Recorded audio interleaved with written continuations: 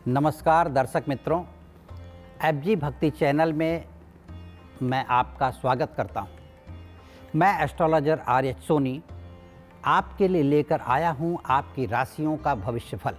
इसमें आप पाएंगे 7 जून से 13 जून तक यानी आने वाले सप्ताह में सोमवार से रविवार तक का आपका राशि भविष्यफल मैं बताने जा रहा हूं, जिसके अनुसार आप अपने आर्थिक पक्ष को, पारिवारिक संबंधों को, व्यापार को, स्वास्थ्य को या सामाजिक स्थिति, राजनीतिक स्थिति या बच्चों की पढ़ाई को लेकर के आप अपने जीवन में कैसे सुधार ला सकते हैं, इसका पूरा विवरण चंद्र राशि के आधार पर राशिफल के द्वारा मैं बताने जा रहा हूं, जिसे सुनकर अपने जीवन में आप तरक्की कर सकते हैं। अपनी रुकी हुई बातों को, जो आपको कष्ट दे रही, उसे निवारण कर सकते हैं, क्योंकि खोई हुई प्रतिष्ठा फिर से प्राप्त की जा सकती है, खोया हुआ पैसा फिर कमाया जा सकता है, भूली हुई विद्या फिर याद की जा सकती है।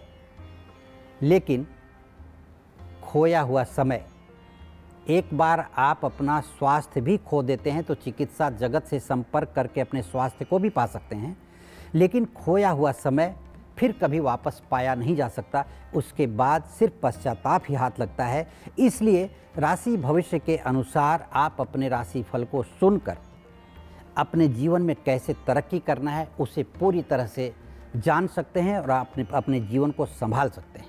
चलिए देखते हैं सिंह राशि का इस सप्ताह का राशिफल। सिंह राशि वालों के लिए यह सप्ताह चुनौतियों से भरा हुआ रहेगा।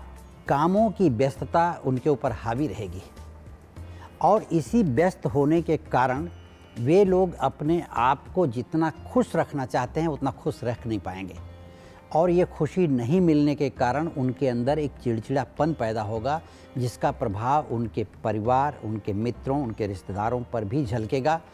और ज़रूरत है यहाँ उन्हें अपने वाणी पर संयम रखने के लिए, तथा जो स्वभाव में चिड़चिड़ापन आ रहा है उन्हें धैर्यपूर्वक इस स्थिति का सामना करने की ज़रूरत है। खर्चे आसमान चूमेंगे। नौबत यहाँ तक आ सकती है कि अपने खर्च को पूरा करने के लिए कर्ज लेना पड़ सकता है। नहीं चाहते हुए भी किसी दोस्त को उधार देने की ज़रूरत आ पड़ेगी और देना मजबूरी हो जाएगी।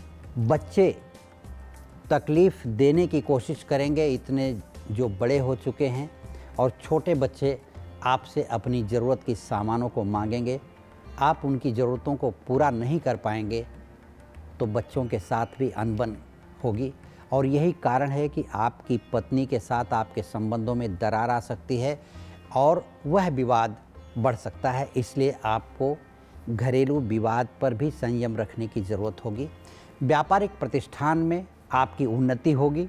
नौकरी कर रहे हैं तो अपने साथ काम करने वालों से कोई वाद विवाद न हो, इस बात का ध्यान रखें।